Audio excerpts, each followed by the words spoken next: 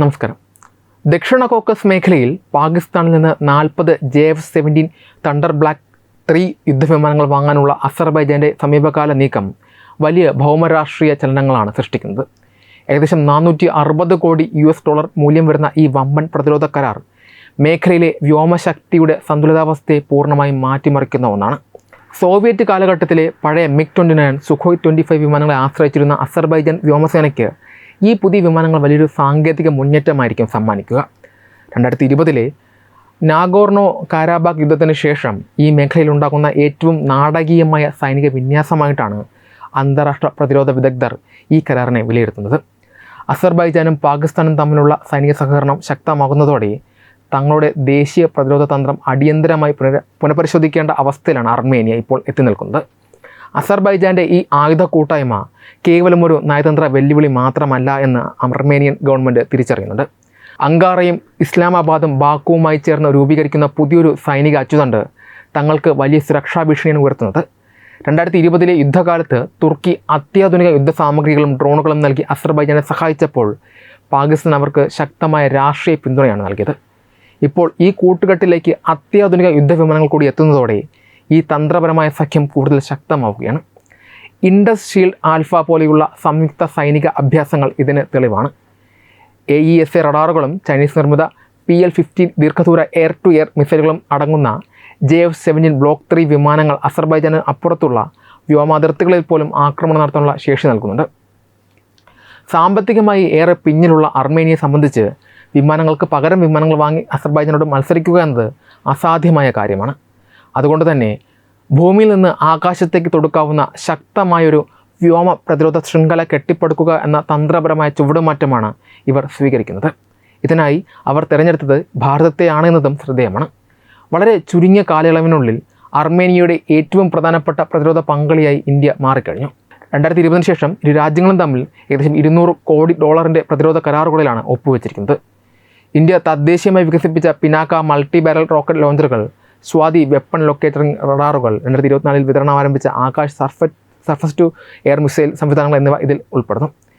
ഈ ഇന്ത്യൻ ആയുധങ്ങൾ ഉപയോഗിച്ച് ശത്രുവിൻ്റെ ഡ്രോണുകളെയും യുദ്ധവിമാനങ്ങളെയും പ്രതിരോധിക്കാൻ ശേഷിയുള്ള ഒരു ബഹുതല വ്യോമ പ്രതിരോധ കുട നിർമ്മിക്കാനാണ് അർമേനിയൻ കമാൻഡർമാർ ലക്ഷ്യമിടുന്നത്.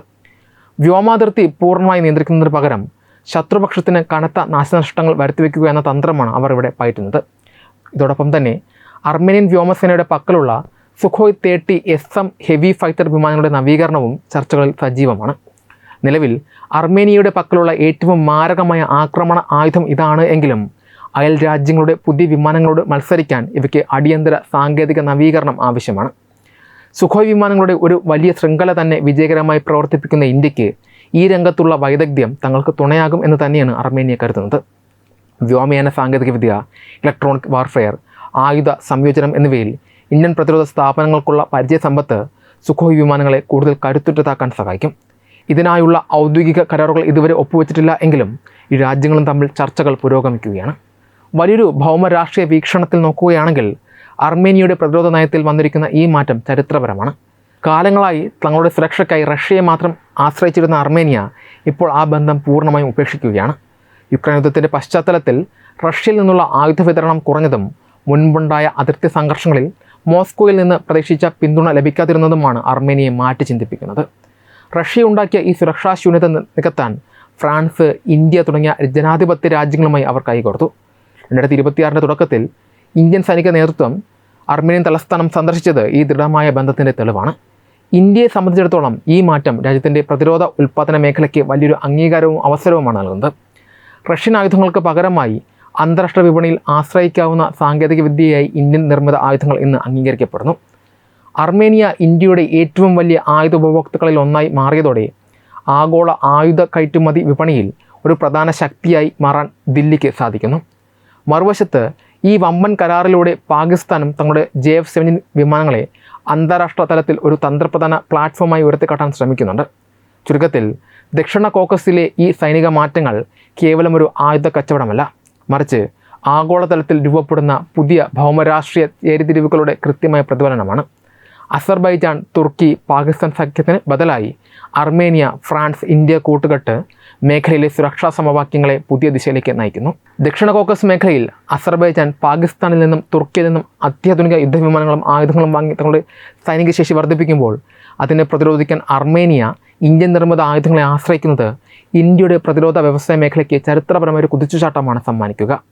കഴിഞ്ഞ കുറേ പതിറ്റാണ്ടുകളായി ലോകത്തിലെ ഏറ്റവും വലിയ ആയുധ ഇറക്കുമതി രാജ്യങ്ങളിൽ ഒന്നായിരുന്ന ഇന്ത്യ ഇന്ന് ആഗോളതലത്തിൽ അത്യാധുനിക പ്രതിരോധ സാങ്കേതിക വിദ്യകൾ കയറ്റുമതി ചെയ്യാൻ ശേഷിയുള്ള ഒരു പ്രമുഖ ശക്തിയായി മാറുന്നതിൻ്റെ കൃത്യമായ തെളിവാണ് അർമേനിയയുമായി ഒപ്പുവെച്ചിരിക്കുന്ന ഈ വമ്പൻ കരാറുകൾ.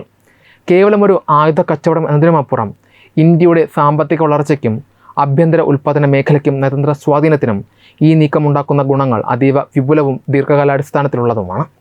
ഒന്നാമതായി, ഇന്ത്യൻ പ്രതിരോധ ഉൽപ്പാദന മേഖലയുടെ ആഗോള വിശ്വാസ്യതയും സ്വീകാര്യതയും വർദ്ധിപ്പിക്കാൻ ഈ കരാർ കാരണമായി. ഇന്ത്യ സ്വന്തമായി വികസിപ്പിച്ചെടുത്ത Pinaka multi barrel rocket launcher സംവിധാനം, സ്വാതി വെപ്പൺ ലൊക്കേറ്ററിംഗ് റഡാറുകൾ, ആകാശ പ്രതിരോധ മിസൈൽ ശൃംഖല എന്നിവ കടുത്ത യുദ്ധ സാഹചര്യങ്ങളിൽ പോലും കൃത്യതയോടെ പ്രവർത്തിക്കാൻ ശേഷിയുള്ളവയാണെന്ന് അന്താരാഷ്ട്ര സമൂഹത്തിന് മുന്നിൽ തെളിയിക്കപ്പെട്ടിരിക്കുന്നു.